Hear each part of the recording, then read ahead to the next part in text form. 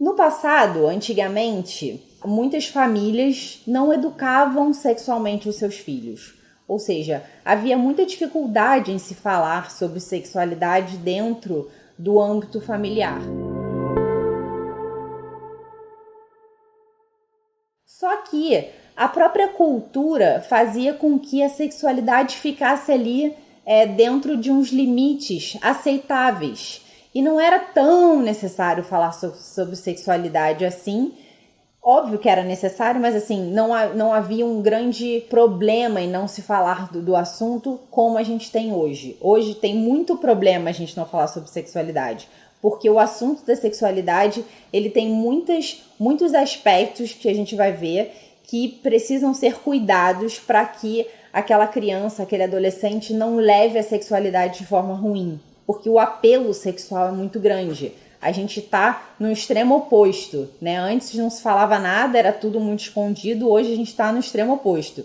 Pode tudo. A gente fala sobre tudo, pode tudo, a gente mostra tudo e os adolescentes ficam nesse meio. O que fazer, né?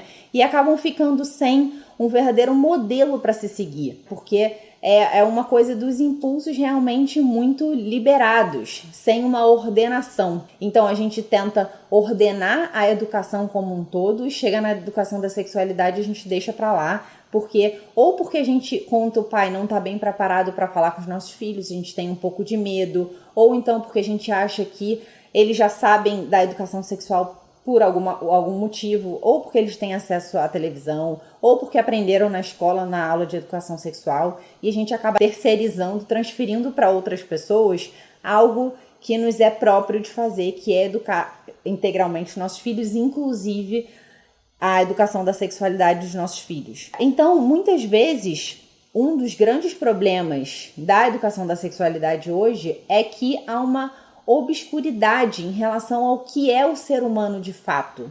Tanto é que só se fala de educação da sexualidade quando a gente está falando dessa parte natural. Deixa-se fazer o que os impulsos mandam. Então a gente acaba esquecendo o que o ser humano verdadeiramente é. Então que o ser humano não tem uma visão puramente animal. A gente acaba assim quase que dando uma educação veterinária para os nossos filhos, né? Tratando os nossos filhos ou os adolescentes como se trata apenas um animal, né? Cuidando apenas da questão dos impulsos. E a gente esquece das exigências da própria natureza humana. Então, acaba se dando, né, uma absoluta autonomia à função sexual sem pensar na questão moral dessa função, da função sexual. A função sexual, ela tem uma função moral e a gente vai ver como elas duas estão totalmente interligadas.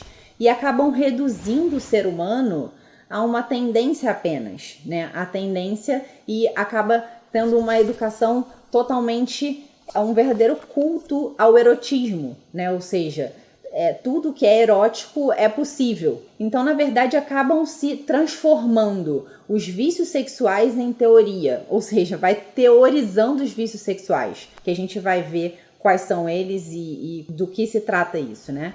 Então, acaba que os meios de comunicação, eles, através dos vídeos, livros, através dos próprios médicos, quando você vai ler um tratado de medicina, dá até um susto, assim, como que os médicos tratam no próprio consultório, às vezes de maneira muito despersonalizada, a própria orientação sexual, né? Ou seja, eles mesmos estão perdidos como é que é para se dar orientação sexual.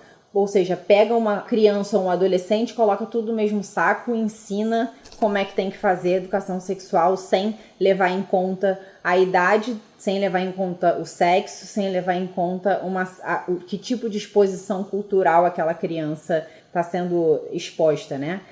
Muitas vezes essa informação é passada de forma lúdica e muitas vezes de forma muito pessimista. Apesar de ser naturalista, ter uma moral totalmente natural, ela é uma passagem, uma educação sexual muito pessimista, no sentido de que você vai utilizar o sexo para evitar gravidez, para evitar DST, para evitar um abuso sexual, você precisa evitar uma relação abusiva, você precisa evitar uma gravidez com aborto, ou com pílula do dia seguinte, ou com pílula anticoncepcional. Enfim, você acaba só falando de evitar, evitar, evitar. Você pode tudo, mas cuidado com isso, né? Coisas que estão totalmente relacionadas na atividade sexual, na função sexual e que fazem parte dela. Só que a gente acaba colocando essas coisas como um senão, como um cuidado. E a gente vai falar sobre isso, tá bom? Então, como eu falei, sem considerar as etapas de formação e evolução das crianças e dos jovens. E tendo um conceito de liberdade muito problemático. Ou seja, tendo que a liberdade é, de fato, fazer o que queiramos. E isso não é liberdade. Liberdade é fazer o que é bom para a nossa formação enquanto ser humano da nossa personalidade. Então, se a gente não leva em consideração todas essas circunstâncias, a gente está educando muito mal a sexualidade dos nossos filhos. E as escolas, muitas vezes, que são o local onde essa educação sexual acontece, claro que acontece hoje também em outros âmbitos, mas na escola acontece de forma muito estruturada, acontece em programas de educação sexual sem levar em conta o que a própria família deseja para a educação sexual dos seus filhos. Então a escola acaba passando por cima do que os pais desejam para a educação sexual dos seus filhos. Muitas vezes eu já ouvi esses relatos. Crianças chegam em casa e falam: mãe, não acredito que você faz isso com meu pai. Mãe, eu tô com nojo de você. Mãe, que coisa horrível. Porque simplesmente foi dada uma aula de educação sexual da forma totalmente indevida. E aí eles chegaram em casa e levaram um susto em relação ao que os pais fazem. E viram isso com muito maus olhos. E a relação sexual não é uma coisa má, ela não é algo ruim, em que as crianças devem ter medo, nojo, insegurança, né? A relação sexual, ela tem um papel muito grande dentro da doação de si mesmo. Então, muitas vezes as escolas simplesmente querem ter uma intenção puramente informativa. Então, informam para os seus filhos o que é o sistema reprodutivo do homem, informam o uso de anticoncepcional, informam o uso de preservativo, informam sobre abuso sexual, informam simplesmente não levando em conta a idade da criança, não levando em conta se ela está preparada psicologicamente para ouvir todas aquelas coisas. Ou seja, é isso que eu falei, é uma educação totalmente despersonalizada. Então, dá aquela informação, passa aquela informação e alguém que resolva como é que aquela criança vai absorver tudo aquilo. Teoricamente,